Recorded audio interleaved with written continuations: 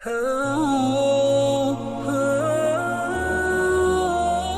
ایک عام مسلمان کے نزدیک اسلام امن کا دین کیوں ہے؟ میں اس کے اوپر پہلے ہی رونا رو چکا ہوں۔ غیر مسلموں کے نزدیک، زیادہ تر یہود و نصارہ کے نزدیک اسلام ایک پرتشدد مذہب ہے، تو نظر بھی آ رہا ہے جی کہ ظاہر مسلمانوں کے کرتوت ہی ایسے ہیں۔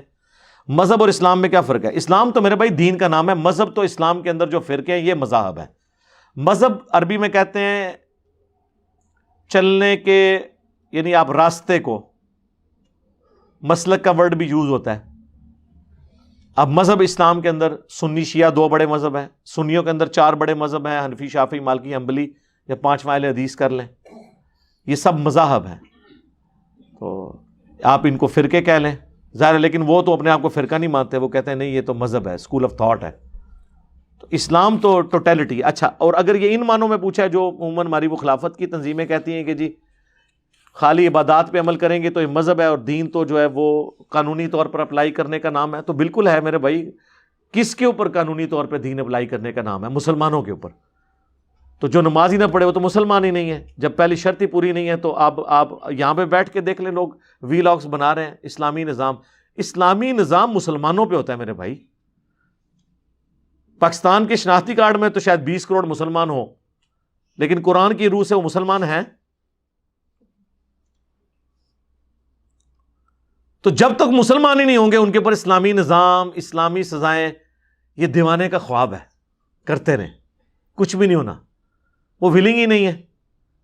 دوسری بڑی بات، لوگ کہتے ہیں کہ جی ہم چلیں مکی دور میں کہتا ہوں جی ہم مکی دور سے بدتر دور میں ہیں۔ مکی دور میں کافر اور مسلمان الگ تھے، پتہ تھا یہ مسلمان یہ کافر۔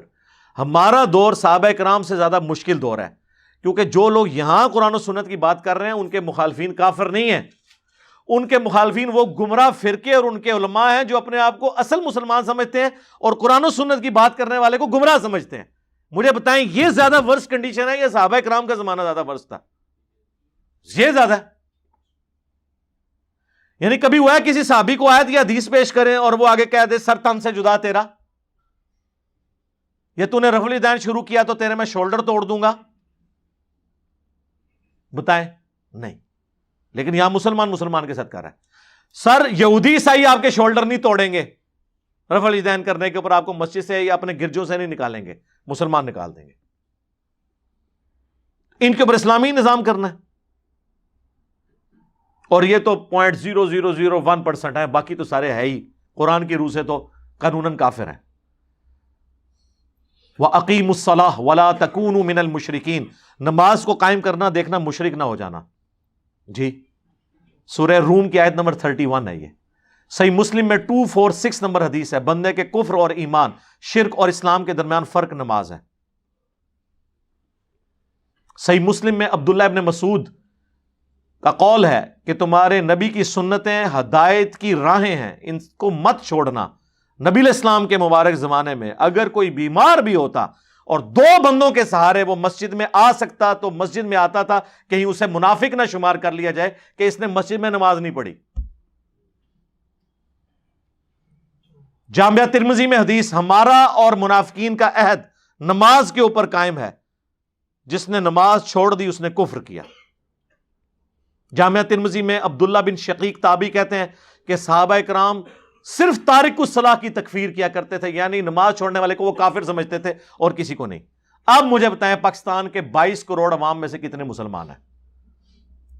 پھر ہم آپ کے وہ وی لاگ سنیں گے جو اوریہ مقبول جان صاحب حفظہ اللہ تعالی، یا ڈاکٹر اسرار صاحب رحمہ اللہ تعالی، یا باقی لوگ جو ہے وہ بیان کر کر کے تو امت کو کہہ رہے ہیں جناب نظام نظام۔ کیڑا نظام؟ کس دے ہوتے؟ میں انجینئر بھی ہوں آپ کو پتہ ہے، اور انجینئر اپلائیڈ سائنس، میں پریکٹیکل فیلڈ کا بندہ ہوں، مجھے نظر آ رہا ہے کہ کیا میرے بھائی، اگر سزاؤں کا نفاذ اسلام بنا دیتا ہے تو جائیں سعودیہ میں اسلامی سزائیں نہیں نافذ، تو اسلام آ گیا وہاں پہ۔ اسلام اندر سے آتا ہے میرے بھائی، اور پھر وہ ڈیمانڈ کرتا ہے تو اللہ تعالیٰ پھر جس طرح خلفائے راشدین کو اللہ تعالیٰ نے سورہ النور کی آیت نمبر 55 ہے کہ ہمارا وعدہ ہے کہ اہل ایمان کو جو نیک اعمال کرنے والے ہیں انہیں ضرور بالضرور زمین میں خلافت دیں گے۔ اور ایون شیعہ کی اپنی کتاب نہج البلاغہ کے اندر مولا علی کا خطبہ موجود ہے، وہ جو ان کی ڈسکشن ہوئی سیدنا عمر کے دور میں جب وہ قادسیہ میں جانے کا ارادہ رکھتے تھے تو حضرت علی نے انہیں روکا کہ اگر تم مارے گئے تو پیچھے مسلمانوں کی جمعیت بکھر جائے گی، تو تم قادسیہ میں اپنی جگہ کسی اور کو بھیجو، خود مدینے میں رہو۔ اور پھر انہوں نے کہا کہ اللہ کا یہ وعدہ ہے قرآن میں، سورہ النور آیت نمبر 55، کہ ضرور اہل ایمان کو خلافت دے گا، یہ ہمارا مقدر ہے، اللہ نے ہم سے وعدہ کیا ہے۔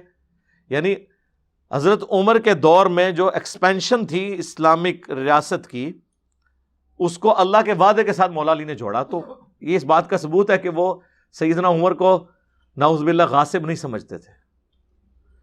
تو میرے بھائی یہ پریکٹیکل چیز ہے، جب تک مسلمان نہیں ہوتا نہ وہ غیر مسلم کو دعوت دینے جوگا ہے اور نہ اسلامی نظام کی وہ بات اس حوالے سے کر سکتا ہے کہ کر دیں، اور پھر وہ ایسے خطرناک کھیل کھیلتے ہیں جی، اتنے بندے اکٹھے کر لیں جا کے جناب GHQ پہ حملہ کرتے ہیں، اتنے بندے اکٹھے کر لیں پارلیمنٹ پہ حملہ، تو کر کے نہیں دیکھے لوگوں نے کچھ ہوا ہے؟ مجھے بتائیں۔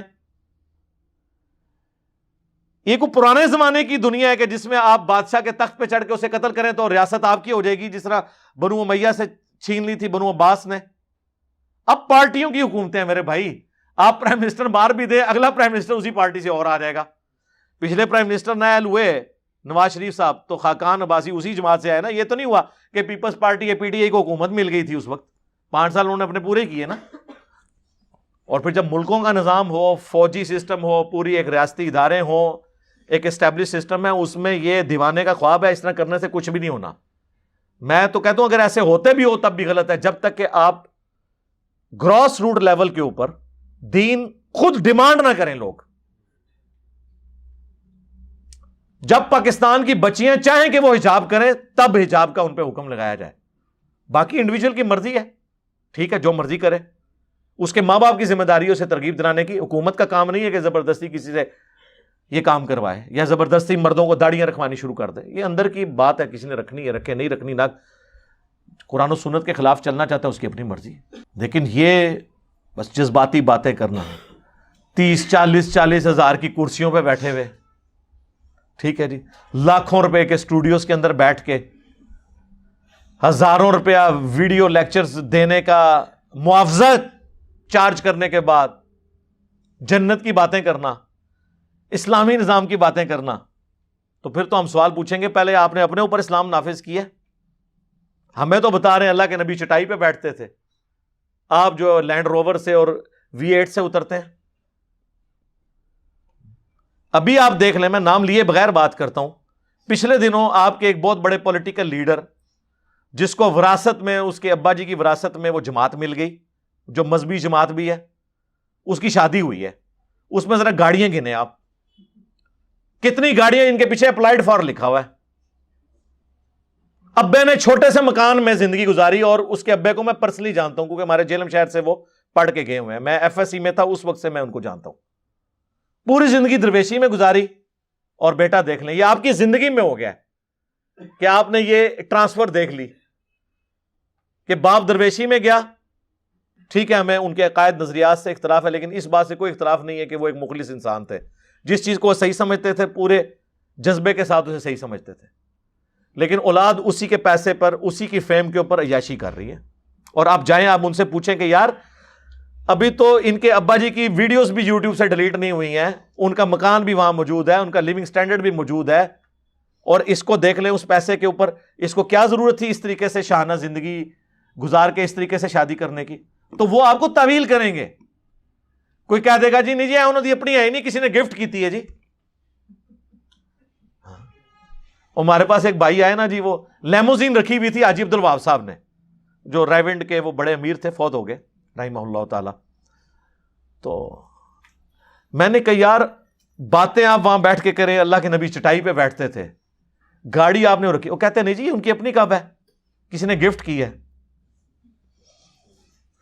میں نے کہا یار ہمیں آگے کوئی اس طریقے سے کرنے کی کوشش کرتے ہیں، ذرا دیکھیں ان کے ساتھ ہوتی کیا ہے۔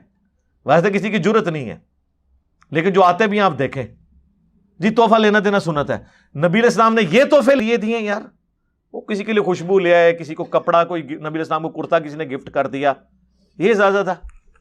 وہ نہیں جی نہیں، وہ تو حاجی صاحب نے تو واپس کر دی تھی، وہ کہنے لگا حاجی صاحب آپ نے نہ لی تو ابھی میں اس پہ نہ پٹرول چھڑک کے سے آگ لگا دوں گا، پھر مجبوراً انہوں نے لینی پئی۔ آخری درجے تک تعویل کرتے ہیں، ایسے ایسے بہانے ہیں.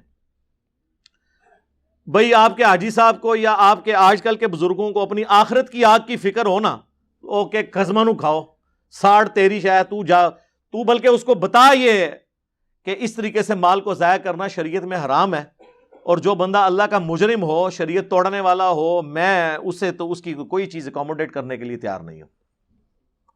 اچھا پھر آپ دیکھیں گے کہ یہ وی لاگز بنے ہوئے ہیں، لوگ نا بڑے فخریہ بتا رہے ہوتے ہیں جی فلاں عالم صاحب تھے، یہ 1955 کی بات ہے جی، میں ان کے پاس بیٹھا، ایک بندہ 5 لاکھ روپیہ لے کے آیا، انہوں نے نہیں لیا جی.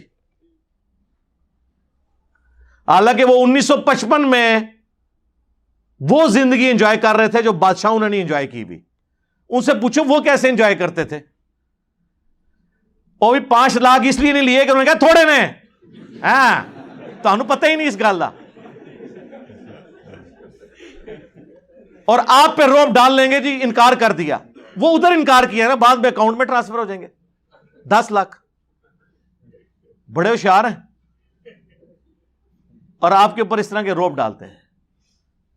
آپ ان کے بجٹس یقین کریں، لوگ تو سمجھتے ہیں شاید انہوں نے کوئی درخت ایسے اگائے ہوئے ہیں کہ اوپر دیکھا تو سونا، نیچے دیکھا تو سونا، دائیں دیکھا تو سونا، بائیں دیکھا تو سونا. حضور کشف المحجوب میں لکھتے ہیں یہ فکرے ان کی زبان سے تب ادا ہوئے جب اس درخت کے نیچے تھے جس کے اوپر میں چڑھا ہوا تھا.